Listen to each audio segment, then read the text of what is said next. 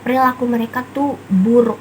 Itu biasanya gak terjadi cuma hanya di novel fiksi, tapi kadang juga mungkin bisa aja beberapa tahun ke depan kita juga mengalami yang namanya distopia atau hari-hari yang sangat menakutkan.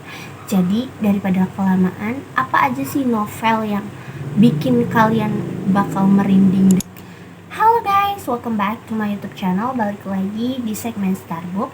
Di video kali ini aku bakal rekomendasi beberapa novel yang bergenre distopia. Yang belum tahu apa itu genre distopia, kalian bisa baca di sini. Jadi itu secara singkatnya gini aja guys. Jadi di sebuah karya film ataupun novel ada nih satu genre yang namanya science fiction dicampur fantasi, menghasilkan suatu genre baru lagi yang namanya utopia. Masyarakat kita sejahtera, terus banyak teknologi dari manusia yang dibikin menjadi yang bermanfaat. Nah, kebalikan dari genre utopia itu distopia. Ini biasanya itu ditemuin sama cerita-cerita yang menggambarkan fantasi serta fan fiction. Salah satunya film Hunger Games. Nah, itu adalah salah satu contoh.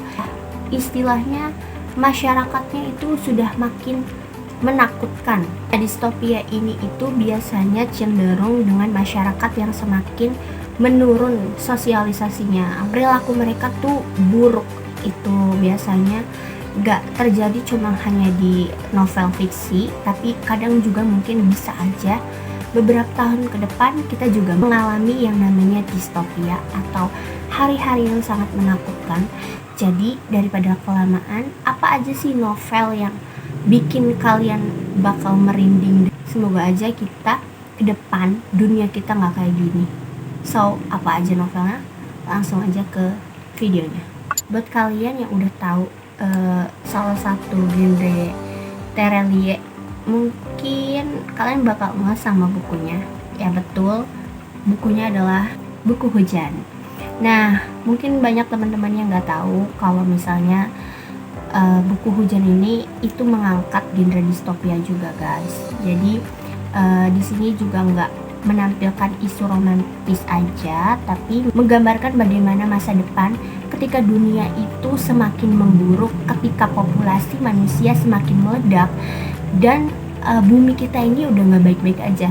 Nah, tokoh utama di sini itu Lail dan Esok dilihatkan bagaimana mereka hidup di tahun 2045 sampai 2050 ketika iklim bumi itu udah nggak teratur, musim panas berkepanjangan, musim dingin berkepanjangan, dan iklim mereka ini udah nggak bisa berganti-ganti. So, kita bakal dilihatin bagaimana bencana alam ketika merenggut hampir miliaran manusia. Orang-orang seakan udah nggak butuh yang namanya HP karena mereka udah bisa melihat kayak HP tapi melayang. Nah, itu adalah salah satu perkembangan teknologi di buku ini. Mereka ini mengalami sebuah bencana gempa yang merenggut nyawa mamahnya Lail dan keempat kakaknya Esok.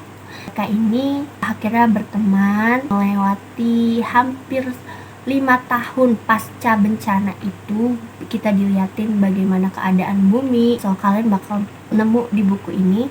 Jadi sebenarnya ini juga menceritakan Lail dan Esok menghadapi masa bumi udah mulai hancur.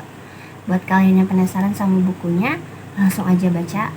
Oke, untuk novel yang kedua ini udah lumayan berat isunya karena ini mungkin bisa aja kejadian di dunia kita atau di masa mendatang ketika kita udah krisis air.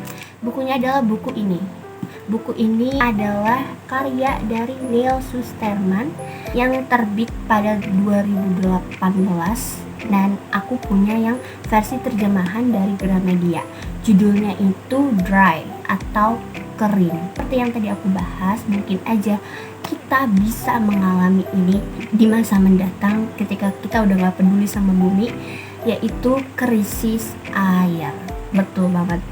Dan Secara sinopsis singkatnya di buku ini tuh dijelasin musim kemarau telah berlangsung lama, daftar-daftar hal yang tidak boleh dilakukan untuk menghemat air bagai tak berujung.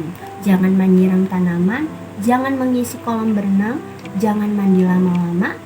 Lalu keran mati diperlakukan, masyarakat tidak mendapat suplai air. Jadi mereka ini udah ngalamin musim kemarau yang berkepanjangan, tiba-tiba pemerintahnya pemberlakuan keran mati. Jadi mereka nggak dapat suplai air bersih, mereka harus menghemat air bersih dari apa yang mereka dapatkan sebelum pemerintah netapin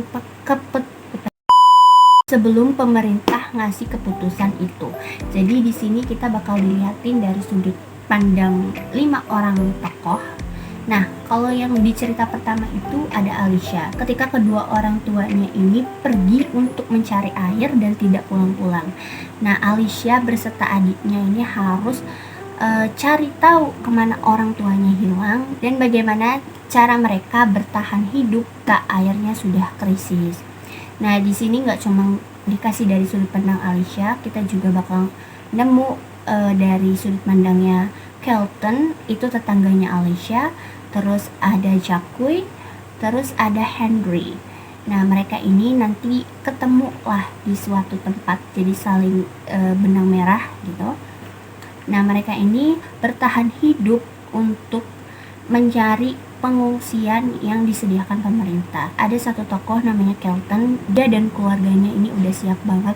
Nah, mereka ini udah nyediain peralatan serta kebutuhan mereka sehari-hari ketika yang lain atau tetangga mereka ini sudah krisis bahan pangan dan segala macam. Semua rencana keluarga Kelton ini nggak sesuai rencana. Akhirnya dia ikut Alicia dan adiknya untuk pergi mencari kedua orang tuanya Alicia. Dan nanti ketemu sama Jacques serta Henry. Kita juga nggak dilihatin dari 5 tokoh utama aja, tapi kita dilihatin dari POV orang-orang yang terkena dampaknya juga. Nah, itu ada beberapa bab-bab kayak dari manajer tukang listrik, terus ada nenek yang kejebak macet, sama ada tokoh yang dia pengen keluar negeri tapi ternyata nggak bisa karena sekitar jalanan itu udah nggak kondusif, negara lain pun udah nggak mau nampung, dan mereka berakhir nggak bisa kemana-mana. Buat kalian yang penasaran gimana sih kalau misalnya kita benar-benar ada di situasi krisis air, apa yang bakal kalian lakuin, gimana cara kalian bertahan hidup dari zombie-zombie air ini. So, kalau kalian penasaran, jangan lupa baca bukunya. Selanjutnya ada novel Shatter Me series. Jadi aku sejauh ini baru selesaiin 3 sequelnya. Ada yang pertama itu Shatter Me, Unravel Me, sama Ignite Me. Maaf ya kalau aku ngomongnya salah. Shatter Me ini itu buku bahasa Inggris dari Tera Mafi. Nah, buku ini tuh udah lumayan terbitnya lama, jadi udah jarang yang terjemah bahasa Indonesianya, tapi masih populer yang bahasa Inggrisnya. Ada dimana mereka itu memperbarui cover dari novel ini. Nah, secara singkat novel ini itu bercerita tentang Juliet yang gak bisa nyentuh orang, karena kalau orang kena kulitnya dia bakal mati, dan itu yang ngebuat Juliet harus diasingkan dari rumahnya sendiri. Orang tuanya tidak bisa berbuat apa-apa, halhasil Juliet yang masih muda harus berakhir di kurungan penjara remaja. Singkatnya kita bakal melihat gimana perjuangannya Juliet untuk mencari kebebasan dan kenapa dia punya kekuatan seperti itu.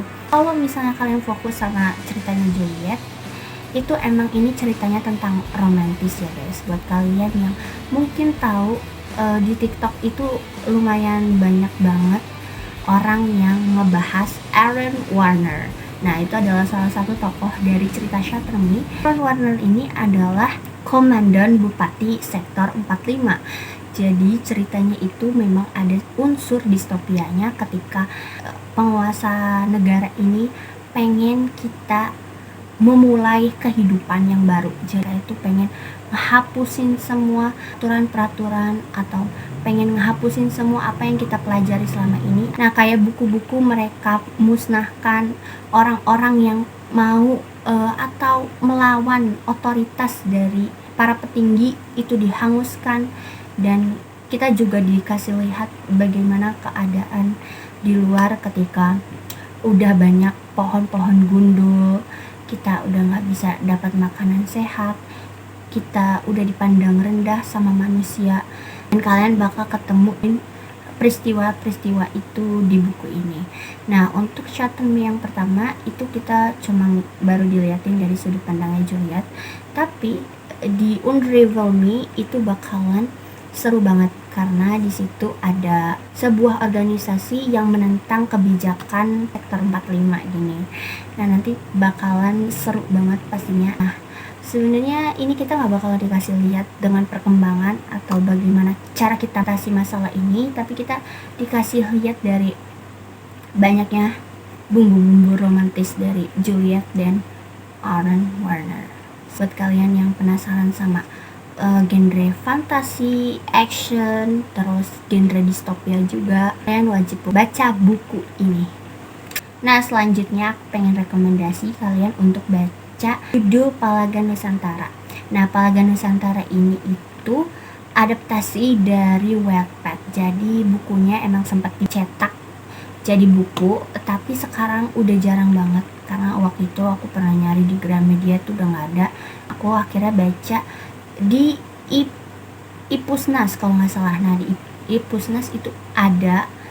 Buat kalian yang pengen baca, kalian harus ngantri sabar-sabar karena ceritanya emang lumayan banyak yang suka alias rame. Nah, secara singkat, Palaga Nusantara ini tuh bercerita tentang Kat yang terbangun dari bangsal rumah sakit ketika tahu keluarganya sudah meninggal semua. Ayah, ibunya, adiknya yang hilang, entah itu udah mati atau masih hidup.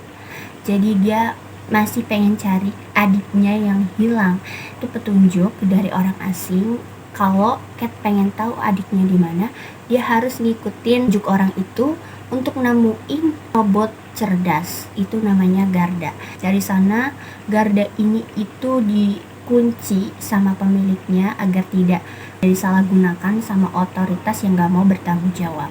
Ceritanya itu fokus ke situ, guys. Ketika Kat ingin mencari adiknya, tapi di lain sisi ketika mereka cari adiknya ini, kita bakal dilihatin gimana ketika robot-robot udah paling mayoritas gitu. Terus ketika perkembangan robot-robot itu mengalahkan manusia ini udah nggak ada harga dirinya karena kita aja bisa kalah sama robot-robot yang jelas-jelas itu buatan manusia sendiri. Kita juga dilihatin bagaimana orang-orang ini gak boleh keluar dari kota yang udah dibatasin sama pemerintah. Kita gak bakal tahu apa yang terjadi di luar sana. Ternyata di luar tembok kota mereka itu ada sesuatu makhluk yang bisa memusnahkan manusia. Dan apa itu monsternya? Ini monsternya di sini lumayan epic banget karena dia itu istilahnya perpaduan dari macam-macam, dari kucing, dari burung. Nah, mereka ini dikumpulin jadi satu bot canggih gitu, atau bisa dibilang kayak mutasi atau ibaratnya hewan hidup tapi berjiwa. Buat kalian yang penasaran, coba aja cari di perpustakaan online atau di ruang baca Kominfo. Atau kalian bisa cek penulisnya untuk bisa segera terbitin bukunya lagi. Nah, oke, mungkin ini sedikit tambahan aja buat teman-teman. Jadi pasti kalian sebenarnya, aku rasa kalian udah pernah nonton judul-judul film ini. Film yang pertama itu ada Hunger Games. Nah, film yang kedua itu Divergent. Yang ketiga ada ini The Magazeron. Ini loh. Nah, yang ini deh pokoknya. Aku lupa judulnya, cuman kalau aku ingat aku bakal kasih lihat poster filmnya. dan pasti kalian udah nonton. So itu aja rekomendasi genre distopia dari aku. Semoga kalian suka sama videonya. Jangan lupa like, comment, dan subscribe. Buat kalian yang pengen aku rekomendasi buku apa lagi, bisa komen di bawah. Dan ingat ya guys, semoga bumi kita nggak kayak di buku-buku ini atau di film-film ini yang kemanusiaan kita tuh udah di ujung tanduk. Semoga kalian bisa menjaga terus bumi kita ini untuk tetap lestarikan, dan thank you for watching. Bye bye.